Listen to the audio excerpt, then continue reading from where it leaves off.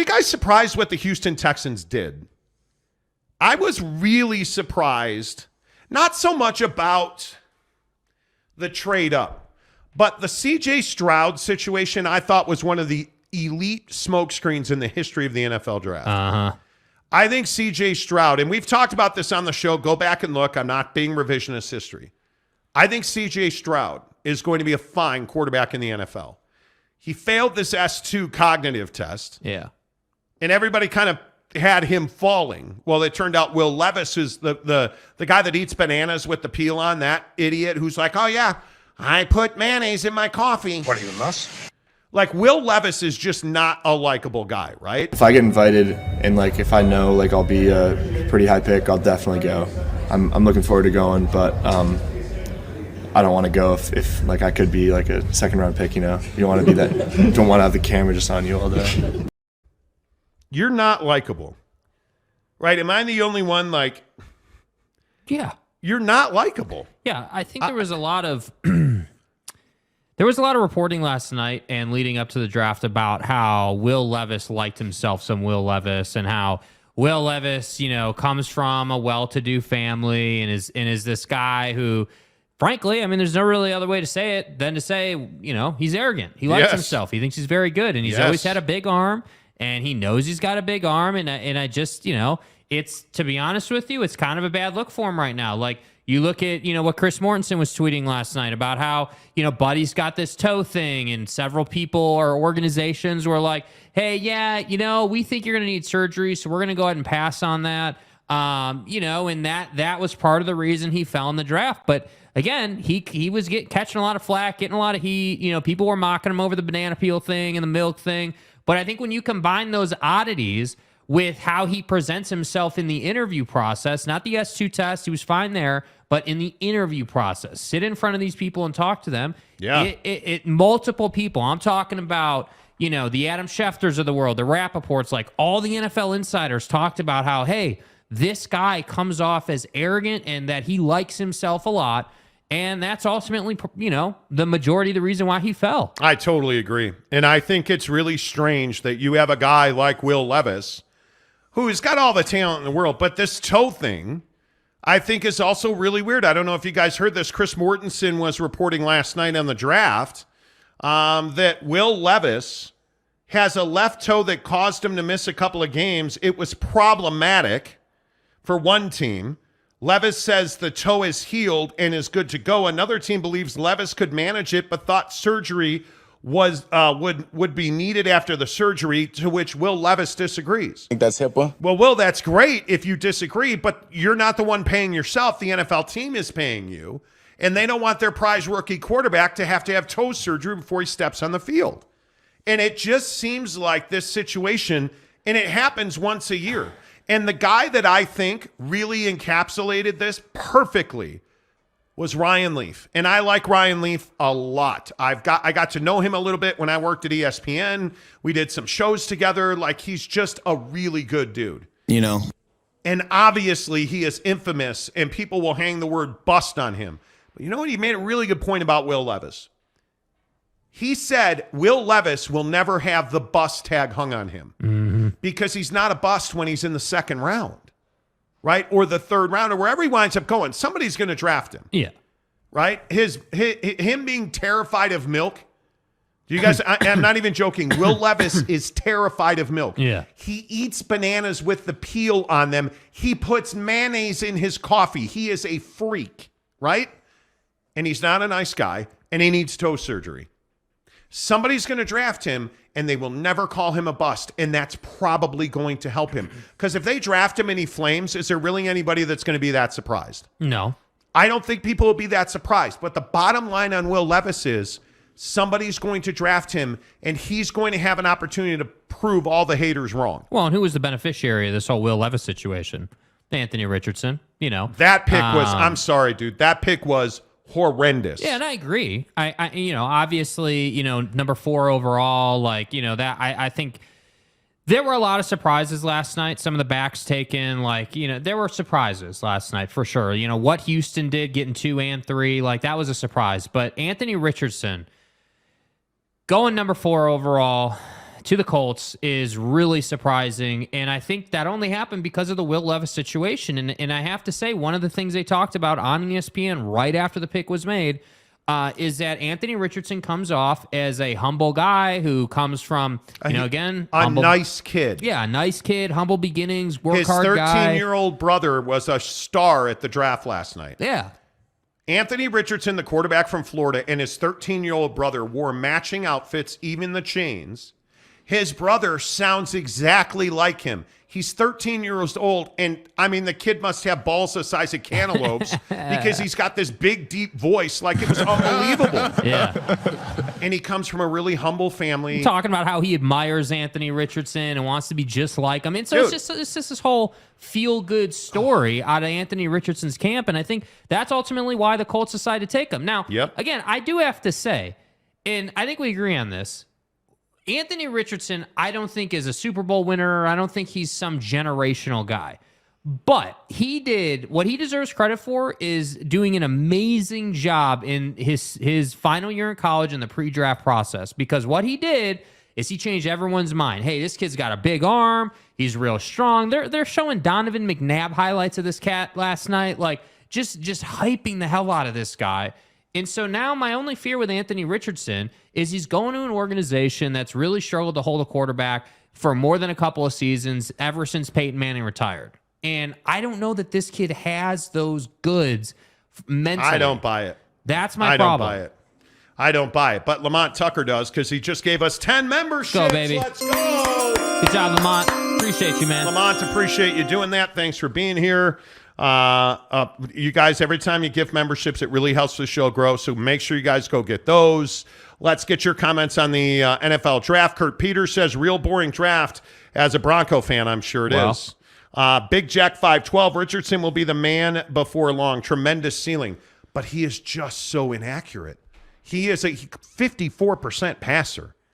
In college. And his biggest issue is in the pocket, much like Will Levis. Yeah. Will Levis's weakness is standing in the pocket and throwing the football, which I think is part of it as well. But Anthony Richardson's a guy that he reminds me more of who's your running quarterback. Obviously, Lamar Jackson. Kyler.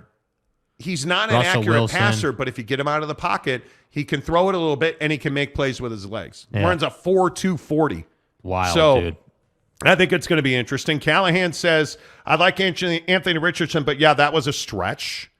I agree. But let me propose this question. I mean, if you're the Colts and you're sitting here at 4, you're obviously going to take a quarterback with the situation you're in. No doubt. There's just no doubt about that. And I think, if you don't like Will Levis, that doesn't really put you in a great position otherwise. And I have to say, it's not like Will Levis's upside is that much higher than Anthony Richardson's. Yeah, can Will Levis probably more easily become a pocket passing, guy that can shred up a secondary? Yeah, probably. You could probably teach him to do that. But the problem is, and again, go back and look at his highlights. What you will see is not only does he struggle from the pocket, but he particularly struggles to see the whole field when there's pressure in his face. If you compare Will Levis to Bryce Young, just as an example, Bryce Young understands the pressure to a point where he understands, okay, they're coming this direction. I have this long until I need to step up. And then I'm going to step up so much to the point that I'm going to get right up to the line of scrimmage so the linebackers suck up to me.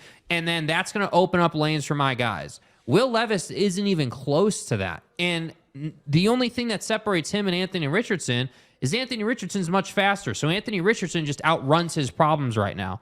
The only problem with that is you're not going to last long in the league. So that's why I say I don't think they had much of a choice, but that doesn't make it a great pick. It doesn't. And I think when you look at Anthony Richardson, I just am not somebody that believes that you can coach up his want to be a pocket passer. Mentally, he's going to have to make that change. Tanner says Anthony Richardson will be fine. He has Nick Foles and Gardner Minshew to take. I mean, he's screwed. That's yeah. The real question is what do we make of this Zach Wilson situation when we're talking about young guys that are going to develop? I thought it was really interesting that Aaron Rodgers was like, I'm going to help him. I'm going to because they asked him about Zach saying, hey, he's going to make somebody's life a living hell. Yeah. And Aaron Rodgers laughed it off and said, I'm going to be I think he said something like, I'm going to be his best friend, or I'm going to make his life off the field heaven, I think was something like that. Yeah. Something like that. Yeah. And which I think is absolutely him being a pro, because I think Aaron Rodgers has a chance to go from heel to hero. Yeah. And it'll be interesting to see how it works. It really will. Dion's burner phone says, surprised how far Dalton Kincaid fell. I'm not.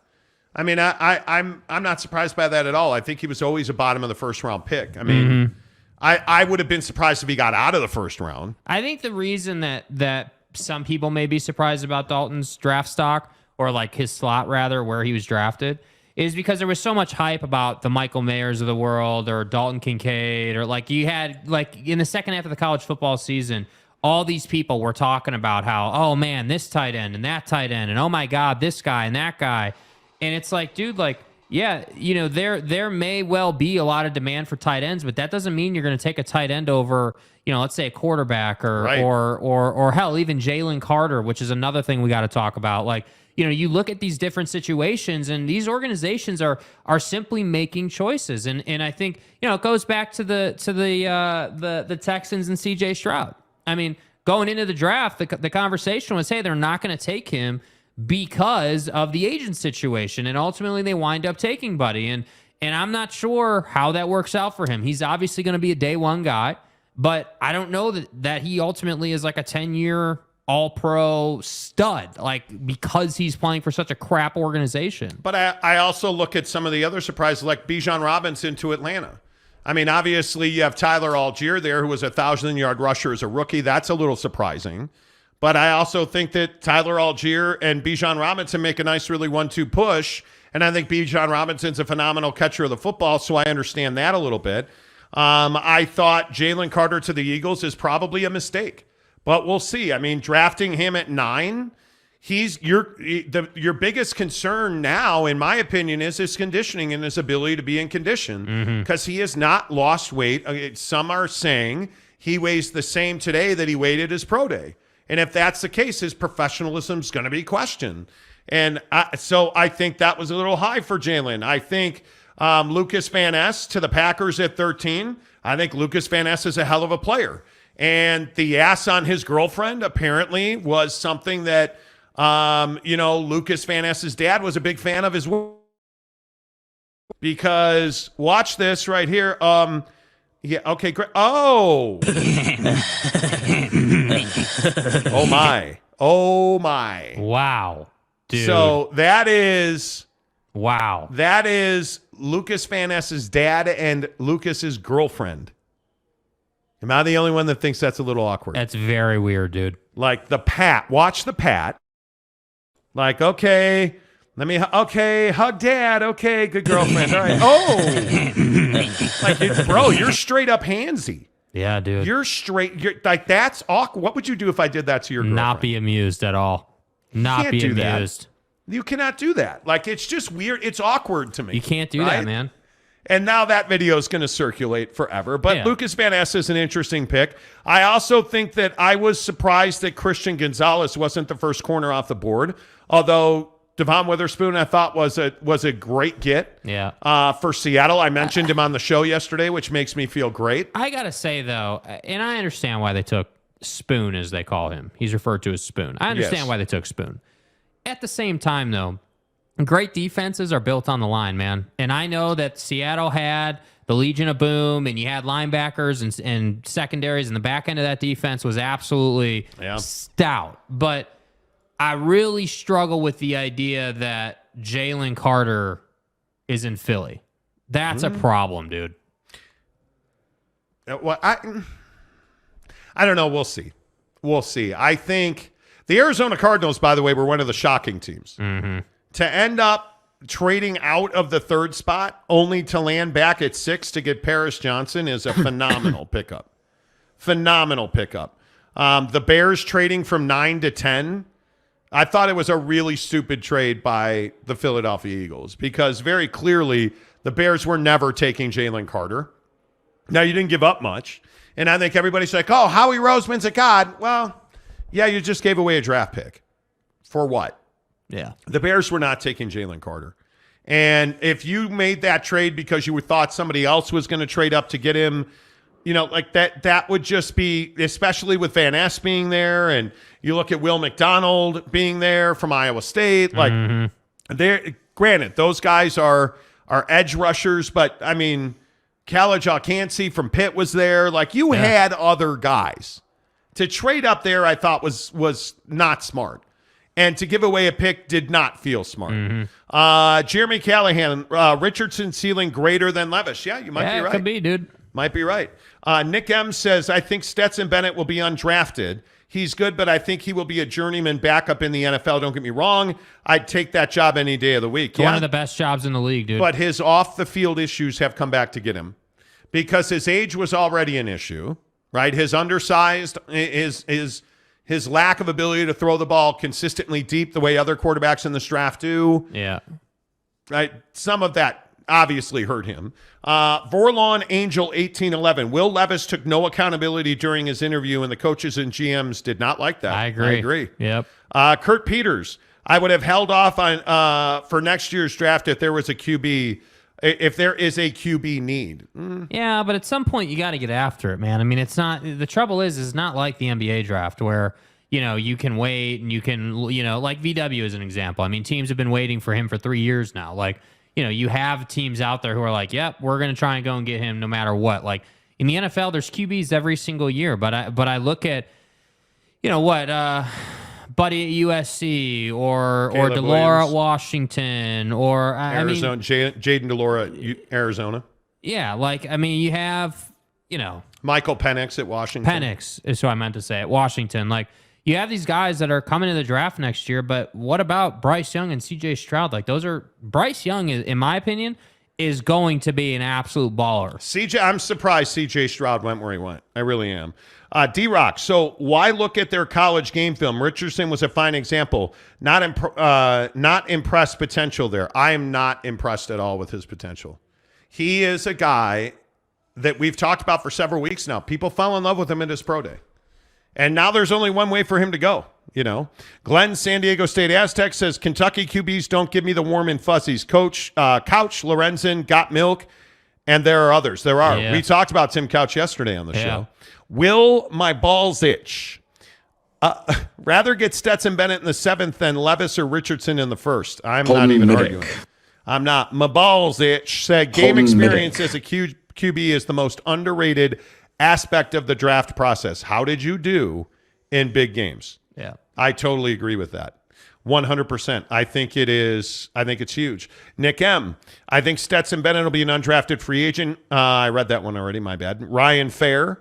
The theme to this draft is, do you have a quarterback? If you do, then you draft defense or interior offensive line. If no, you take a flyer on a mobile QB like the Ravens did on Lamar. I suspect these kids won't all hit the NFL. Agreed.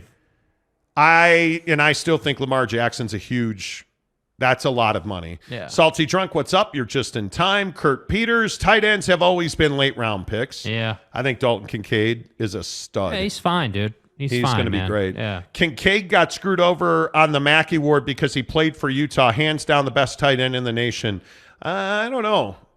Michael Mayer at Notre Dame is legit. As the folks in Utah refer to him as that kid from Notre Dame. Yeah, seriously. Dude. Michael, I think Mayer is a stud. I think he is, legit a stud. My balls itch. Safeties, off-ball linebackers, tight ends, and RBs, first-round value just isn't really there anymore. Running backs are not, unless they are prolific catchers of the football. Which Buddy is. Bijan is. Yeah. Will my balls itch? That's Cole Kmet's sister, too. Is it really? No. I did not know that. That's wild. I did not know that. Anton, did you already talk about the Suns TV deal? We did, but we'll talk about it again. Robert Moffitt says, I have a handle now. Okay. I don't understand what you mean, bro. Okay. Tanner Plummer, there is this conspiracy theory out there that says Jalen Carter tanked his Stop, dude. The Eagles do have a ton of draft picks next week. So losing a 4th round, you mean next year? Losing a 4th rounder isn't a huge deal. But, dude, you don't give away draft picks. Yeah. Not in the NFL, that you don't give away draft picks. Ryan Fair, I think the draft class at QB will be forgotten in a decade. Not even sorry. You're really? not wrong about that. Really? Let's see. Dion's burner. Monty, do your balls itch? They don't. They don't. Yeah. Nope. AMAC, Stetson cost himself a lot of money with his antics. Yes, he did. And Jalen Carter's still getting paid. And it would have been easy for him to just pick up his phone, Stetson Bennett, stay home, pick up your phone, and order Papa Murphy's Pizza. Because you and I both know that the marinara meatball is the way to go. At Papa Murphy's, we do more than just pizza. We do meatballs and marinara. Papa Murphy's does meatballs? Oh, I think you mean I do the meatballs and marinara? And how do you do it, Dad? How do I do it? How do I do it? Well, we do it with savory ground beef Covered in tangy marinara. That's how, honey. At Papa Murphy's, we make great pizza. And don't forget the meatballs. Order now at papamurphys.com.